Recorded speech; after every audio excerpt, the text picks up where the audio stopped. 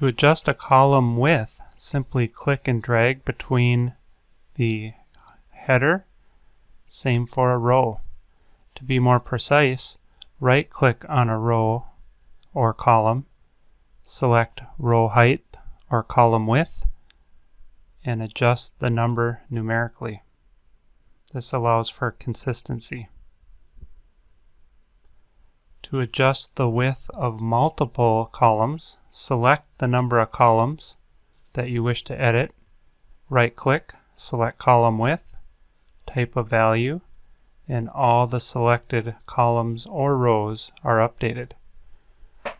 On the Home tab, there's also a Format drop-down, which allows for all rows or all columns that are currently selected to be auto-adjusted to match the largest text or tallest text.